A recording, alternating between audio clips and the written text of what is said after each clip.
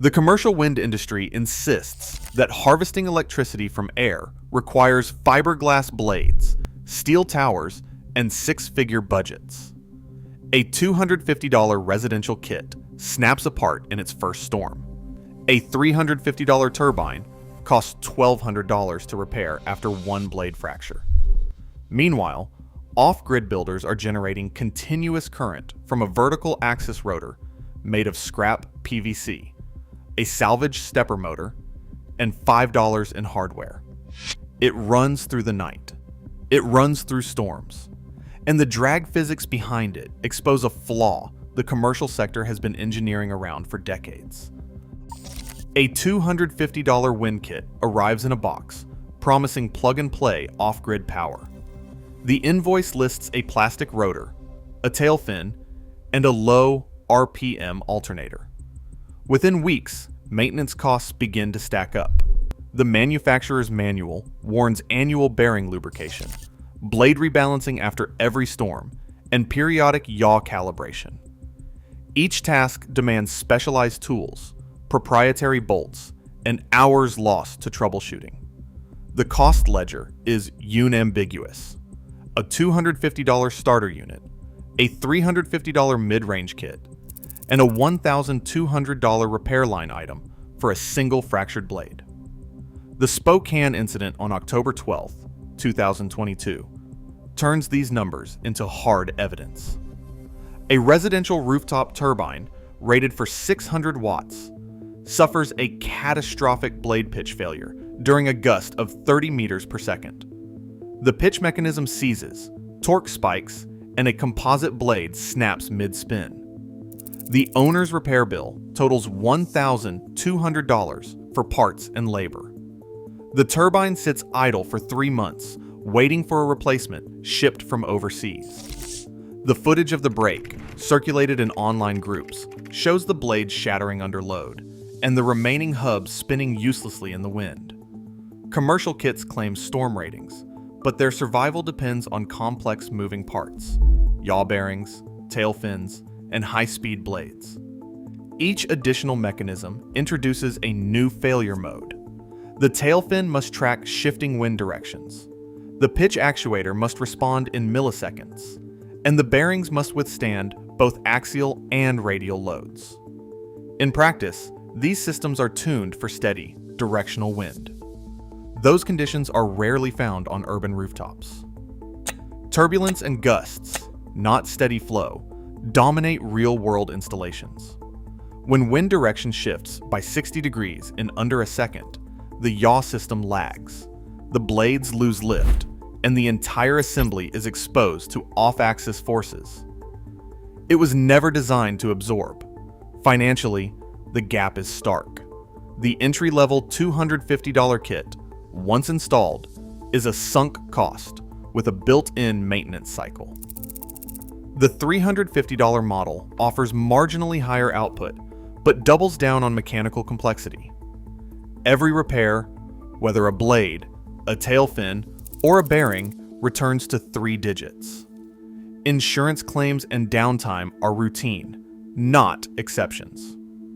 The $1,200 repair from Spokane is not an outlier. Industry data places the 2-year failure rate for small horizontal axis turbines at 12%, with most incidents traced to blade fatigue or yaw malfunction. The retail market positions price as a proxy for reliability.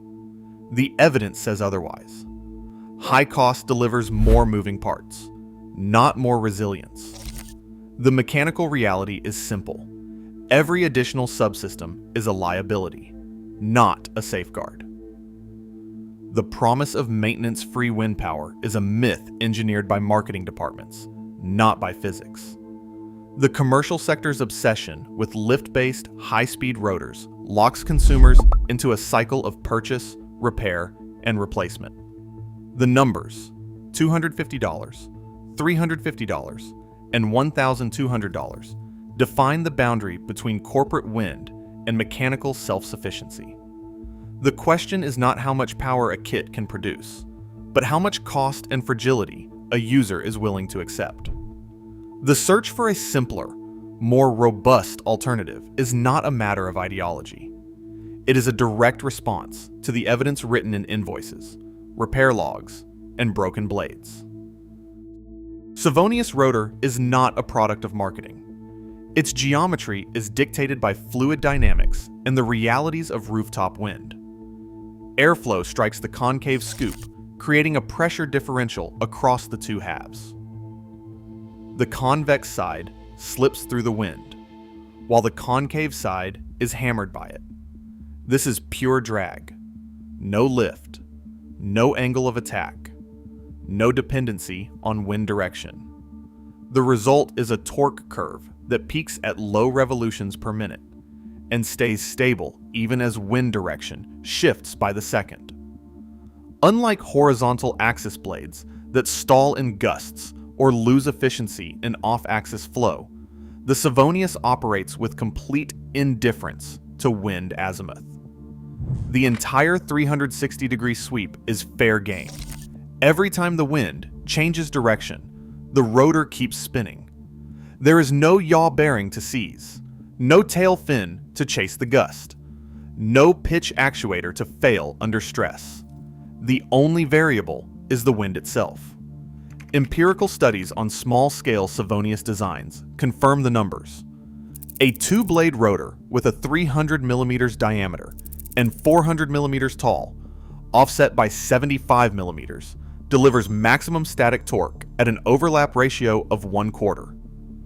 This configuration, backed by wind tunnel tests and CFD validation, extracts the highest possible torque at startup, even when the average wind speed sits below 4 meters per second. The torque coefficient CT reaches 0.29 at standstill and holds above 0.2 well into the operational range. The tip speed ratio remains below 0.5, meaning the blades never outrun the wind. This is critical for turbulent low-speed flows. The rotor starts turning in a breeze that would leave a commercial kit dead in the water. The torque curve is not linear. At low wind speeds, the Savonius produces a surge of starting torque, enough to overcome bearing friction and the cogging of a scavenged stepper motor. As revolutions per minute increase, torque falls off, but remains sufficient to keep the system generating in gusty conditions. Field data from rooftop installations show stable operation at 200 revolutions per minute in 3 meters per second wind, with no dropouts during sudden direction shifts. The drag-based design tolerates turbulence and recovers instantly from lulls and eddies. Dimensional choices are non-negotiable. A 300 millimeters diameter sets the baseline for frontal area. 400 millimeters in height ensures enough swept surface to capture meaningful energy. The 75 millimeters offset between the two scoops is not an aesthetic choice. It is the result of optimization studies that balance torque and minimize wake interference. The overlap ratio of 1/4 is the empirical sweet spot, confirmed by both laboratory and field results. Tip speed ratio, the ratio of blade speed to wind speed, is kept below 0.5 by design. This prevents the rotor from entering a regime where centrifugal forces threaten structural integrity and ensures that the stepper motor, acting as a generator, is always operating within its efficient back EMF range. The Savonius is a workhorse, not a racehorse. It trades high peak output for relentless, all-weather reliability. The physics are not up for debate. Drag-based geometry, 360-degree wind capture, high start torque, and a non-critical revolutions per minute range. All of it comes from the hard numbers. The result is a rotor that can be assembled from discarded PVC or buckets, yet outlasts and outperforms commercial systems in the only conditions that matter: real wind, real rooftops, real storms. A ledger sits on the workbench, every entry cross checked against receipts and salvage tags. The cost ceiling is not a suggestion: $5, enforced down to the last cent. Elias Miller lays out the bill of materials. 2 5-gallon buckets, $1 each, pulled from a construction site discard pile. 1 length of 2-inch schedule, 40, PVC pipe, 75 cents, cut to 400 millimeters. M 8-threaded rod, 30 centimeters, 2 pieces, 30 cents total, scavenged from a broken shelving unit. Scrap steel L angle, 10 centimeters, 50 cents, sourced from a junked bed frame. 32 panhead screws, 2 cents apiece, stripped from discarded office chairs. The tally, $4.89 before fasteners, $5.10 with every washer and nut. No rounding, no hidden line items. Every component is accounted for. The buckets are halved lengthwise, the cut tracked by a marker and checked with a caliper. A 3mm tolerance is verified with a feeler gauge after each pass. The offset between the 2 scoops is set at 75 millimeters, precisely 1/4 of the bucket diameter, and locked in by a pilot hole drilled through both halves.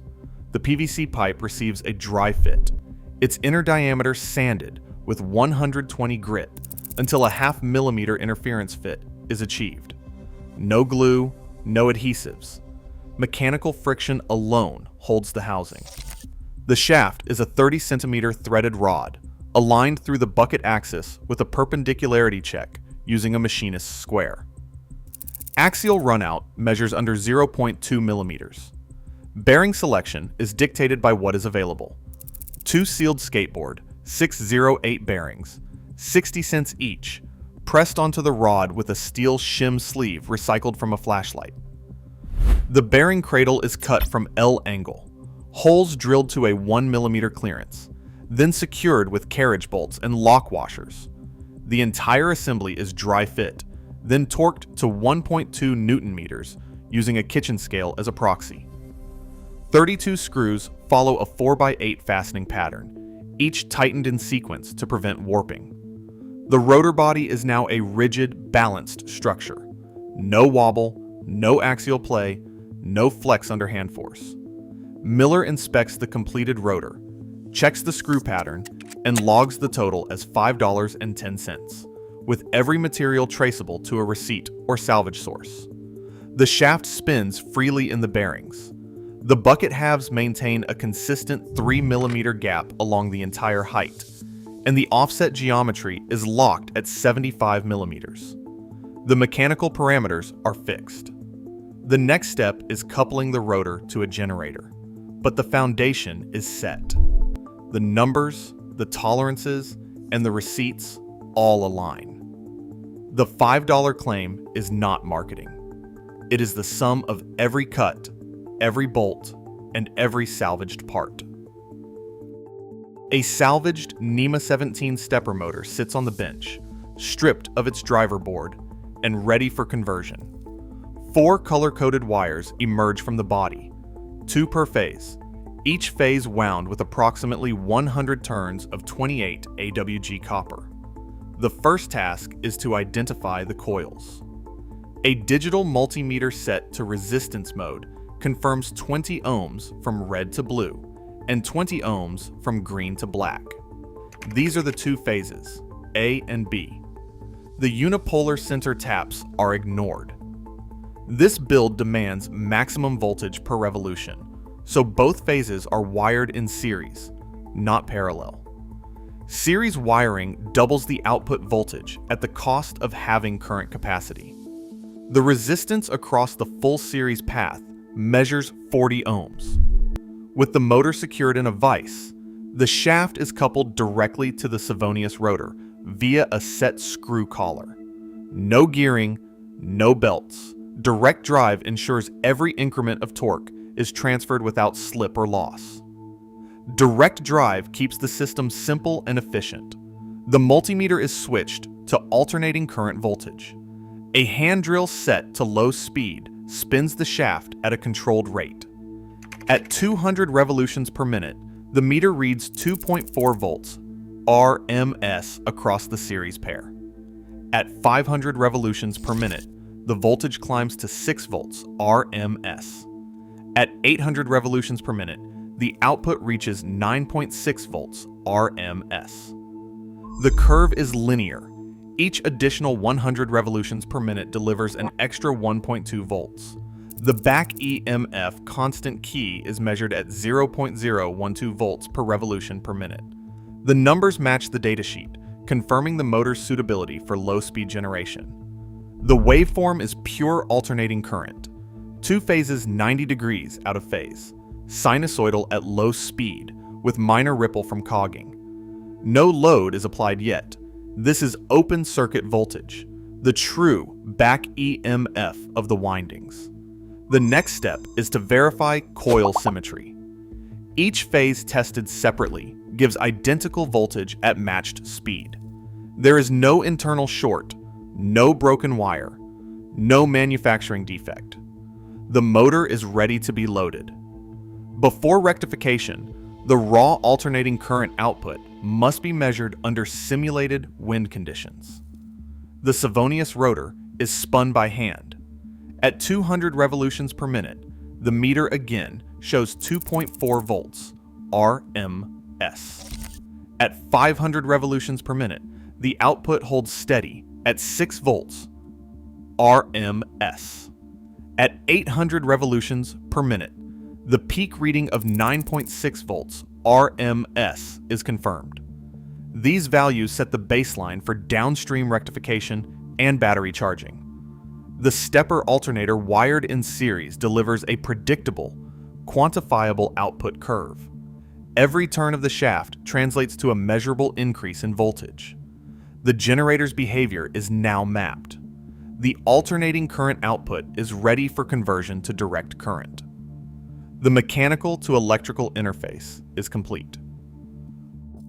Raw alternating current from the stepper generator is not usable for battery charging. The waveform alternates, swings negative, and contains high-frequency ripple from cogging and wind turbulence.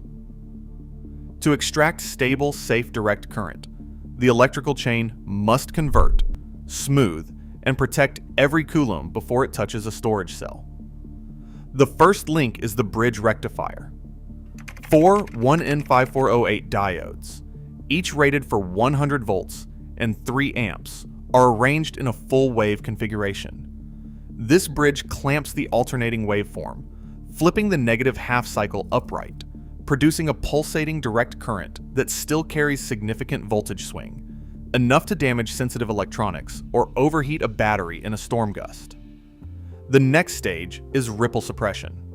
A 22,000 microfarad, 25-volt electrolytic capacitor is soldered directly across the bridge output.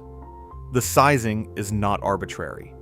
With a peak generator current of 0.8 amps and a rectified pulse interval of 10 milliseconds. The minimum capacitance to keep voltage ripple under 0.5 volts is 16,000 microfarads.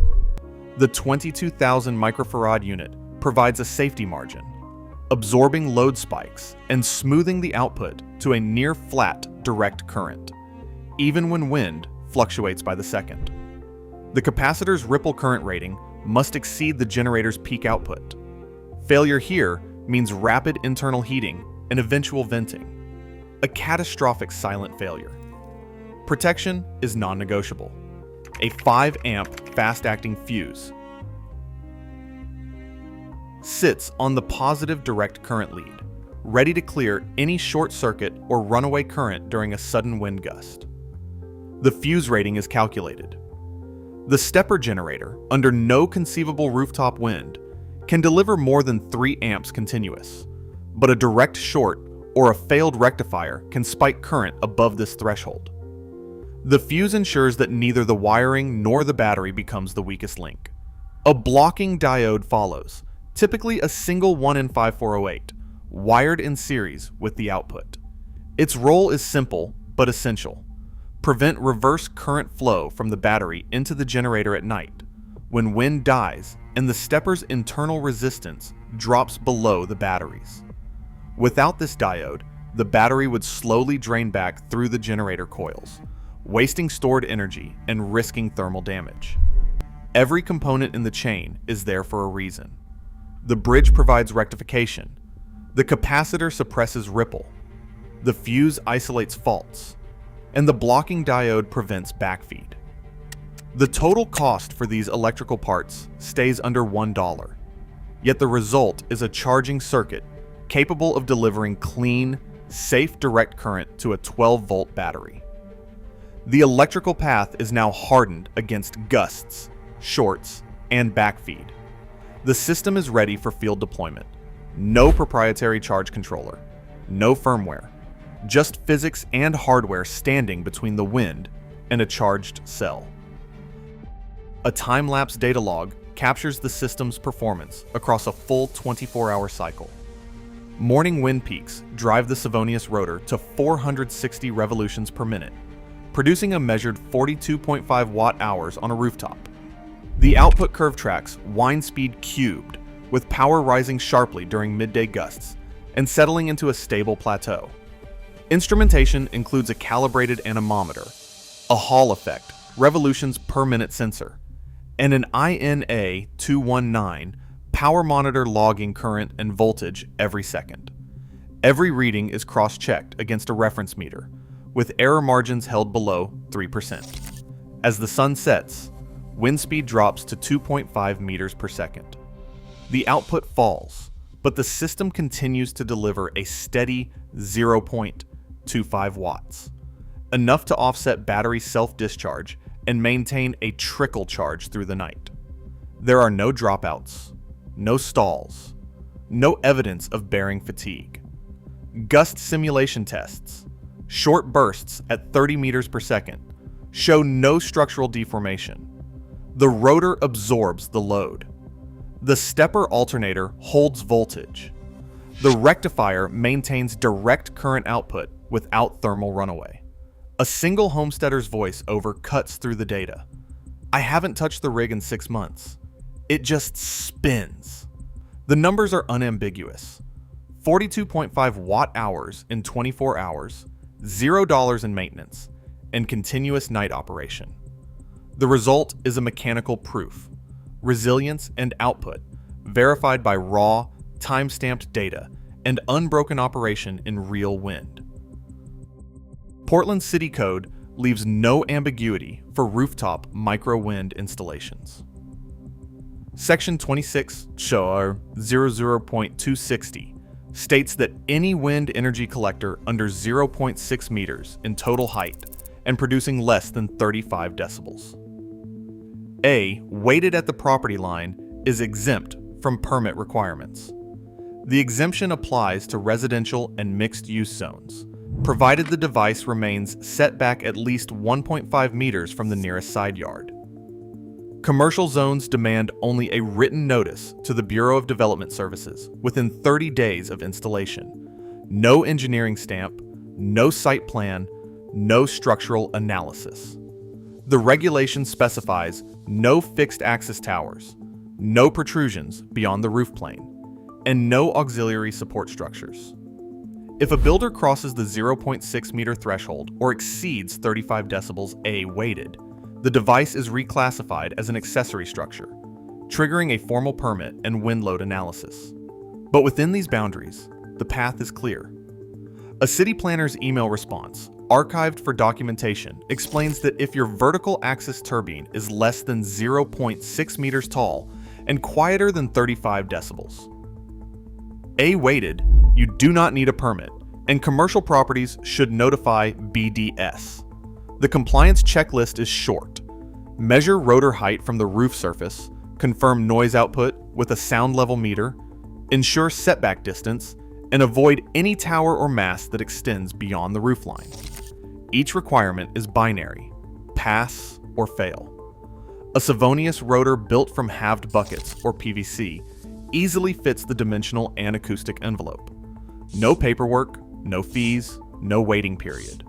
The legal pathway for decentralized wind harvesting is not theoretical. It is written into the municipal code, ready for replication by any builder willing to follow the checklist. This is a practical route to localized energy autonomy, if you respect the rules and stay within the code. Grid power locks households into perpetual cost and fragility. Commercial wind kits fail under real-world turbulence, and repair costs outpace output. Here, a $5 rotor built from PVC, paired with a surplus stepper motor, exploits drag, delivering watt-hours when solar lies dormant. No proprietary blades. No grid dependency. Just kinetic extraction from chaotic wind, day or night. The mechanics are proven. The only remaining variable is whether autonomy outpaces inertia. Your move, utility grid.